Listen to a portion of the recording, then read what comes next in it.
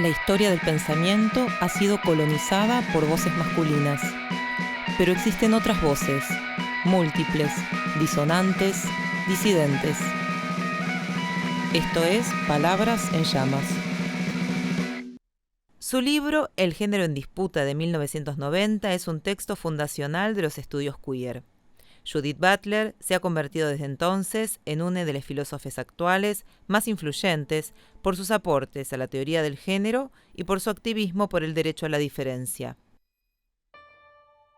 ¿Por qué tuvo tanto impacto El género en disputa? Es un texto que se considera pionero en el campo de los estudios queer. Por un lado tiene esa función, digamos, articula una serie de discusiones de un campo que arranca hacia finales de los 80, principios de los 90, que es esta famosa queer theory, teoría queer.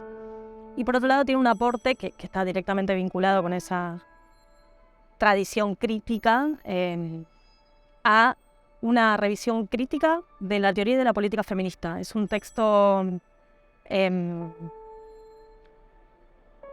áspero de alguna manera y muy provocativo, que sistematizó una serie de discusiones que se venían dando hace muchos años ya dentro de la teoría feminista y específicamente respecto de cuál es el sujeto del feminismo. Butler ahí tiene una serie de reflexiones muy interesantes sobre el carácter limitante y prescriptivo que supone asumir una identidad natural y dada para los movimientos y la teoría feminista, que sería el sujeto mujeres.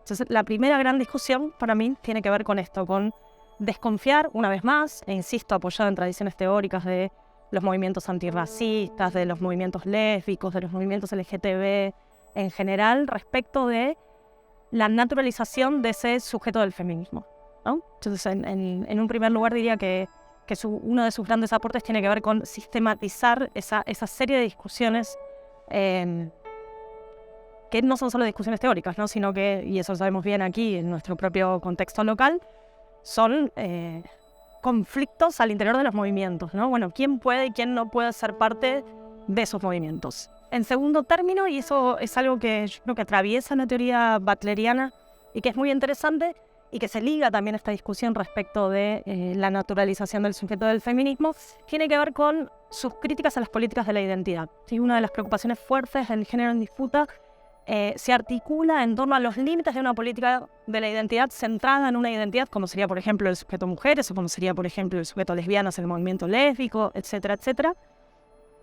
que va a volver problemáticamente sobre justamente los límites excluyentes de la identidad. Toda identidad, puede decir Butler, traza un exterior constitutivo que le permite reasegurar su propia identidad, pero cuyo costo es la exclusión. Bueno, las políticas identitarias estarían transidas por ese problema, por el problema de incluir y de excluir a la vez, y en ese sentido también de jerarquizar, ¿no? ¿Quién es más relevante, por ejemplo, para los intereses y las políticas de los movimientos sociales? Lo que va a proponer ella es descentrarse de las políticas identitarias y pensar en políticas de la alianza. Aparece como una sugerencia, y que es algo que, a mi juicio, ella va a ir densificando, ampliando, complejizando qué serían esas políticas de la alianza. Pero diría que, en términos generales, esas son las preocupaciones más acuciantes, ¿no? Romper con los límites excluyentes y la naturalización del sujeto del feminismo ligado pura y exclusivamente a las mujeres. Y, por otro lado, en un sentido más amplio, y esto va a cobrar, insisto, ecos muy interesantes por fuera de las discusiones de la teoría de género, la teoría feminista, la teoría queer, LGTB, que tiene que ver con pensar cómo superar los límites excluyentes de las políticas de la identidad en términos de articulación de alianzas cada vez más amplias, más colectivas y más potentes políticamente, que es, creo, su preocupación. ¿Cómo puede entenderse que el género sea performativo? Esa es una de las tesis más interesantes y que más ha dado que hablar, por así decirlo, ¿no? Y si yo tuviera que decirlo muy rápidamente, lo primero que diría es que la idea de que el género es performativo quiere decir que el género es algo que se hace. ¿Sí? Hay la idea de performatividad, ¿no? No es algo que esté dado, no es algo que sea el producto de una expresión de la verdad, por ejemplo, de nuestro sexo, sino, a decir Butler, es un resultado de prácticas ritualizadas que se sostienen a lo largo del tiempo en un cuerpo situado. ¿Cómo entender esa performatividad? Una manera para mí asequible de entender es pensar que hay códigos de feminidad y masculinidad disponibles culturalmente. Uno podría pensar en términos de libretos culturales en relación a qué es ser una mujer y qué es ser un varón, que lo que van a dar es la pauta a partir de la cual yo puedo citar ese código cultural, digamos. Esa cita es mi manera de hacer, digamos, en la idea de que, por ejemplo, las mujeres, no sé, se sientan con las piernas cruzadas, ¿no? Entonces yo puedo citar ese código de feminidad y tener una performance de género femenina. Y lo mismo podríamos pensar respecto de códigos de masculinidad.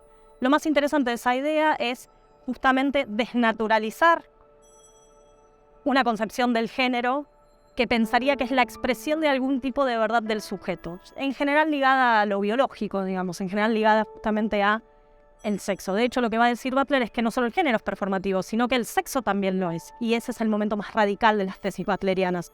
En general, la concepción que se ha articulado de parte de los propios movimientos y teorías feministas muy extendidas socialmente es que el sexo sería lo biológico y lo natural y que el género sería la manera en que una cultura ha interpretado ese sexo.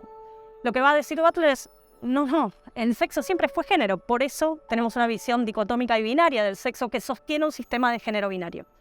¿Cómo se hace? A partir justamente de estos ideales normativos, que va a decir que son fantasmas psicosociales, tienen el carácter de lo fantasmático porque nunca están plenamente presentes y sin embargo están disponibles culturalmente, que nos permiten citar de manera más o menos permitida, adecuada, por así decirlo, y de manera más o menos corrida. Porque, como sabemos, esas mismas citas a los códigos culturales no reciben la misma interpretación cultural ni la misma hospitalidad, por así decirlo. En general, si se interpreta que alguien está haciendo una apropiación de un código que no le pertenece acorde al sexo asignado al nacer, el tipo de recepción social va a ser muy distinta que si uno se apega, digamos, ¿no? Entonces lo que va a pensar Butler es que esa performatividad no solo nos permite pensar el carácter producido, no natural, de nuestro género, sino también los modos en que se van jerarquizando distintas maneras de vivir y de habitar el género socialmente.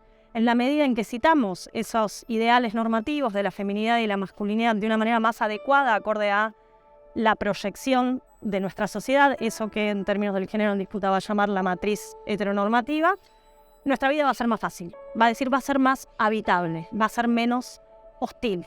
Y en la medida en que nos alejamos de las maneras estipuladas socialmente para habitar esa feminidad y esa masculinidad, nuestra vida va a ser más vulnerable, más hostil, más inhabitable, ¿sí? Entonces los modos de pensar esas jerarquías y esa distribución diferenciada de la vulnerabilidad tiene que ver con comprender cómo ese género es performativo y esa performatividad no siempre recibe el mismo trato social, porque la performatividad está basada en esos ideales normativos de qué es ser una mujer y qué es ser un varón.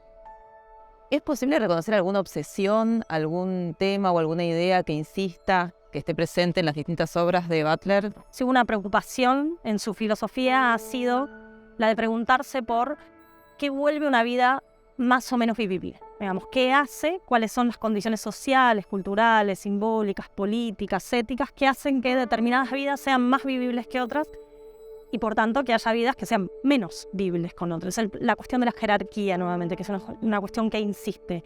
Esa pregunta está buena o ese modo de autocomprensión de su propia teoría está buena porque permite articular sus tesis tempranas, por ejemplo, en relación al género y cómo esa performatividad de género en una matriz heteronormativa produce diferencias sociales y hace que determinadas vidas sean más o menos vivibles, con otras preocupaciones que aparecen luego, quizás en las obras más tardías, posteriores al 2001, de Butler, donde las preocupaciones se extienden a otros campos. Por ejemplo, las políticas belicistas e imperialistas de Estados Unidos, desde donde ella interviene y escribe, ¿no? O los modos en que el racismo, el especismo, producen un diferencial en la exposición a la vulnerabilidad. Bueno, de alguna manera, lo que atraviesa esa serie de preocupaciones que uno diría quizás intervienen en campos de articulación y de análisis distinto, es esa misma pregunta. ¿Qué hace que haya vidas más vivibles y por tanto más sostenibles socialmente, políticamente, y otras vidas que están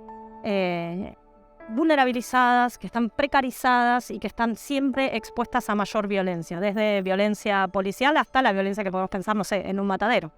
Son distintas maneras de pensar esa gran pregunta, esa gran obsesión, como decías, de Butler. Bueno, ¿qué hace a una vida más o menos vivible y cuáles son las maneras en que podemos pensar una transformación de esas condiciones para hacer que esas vidas que son menos vivibles sean más vivibles?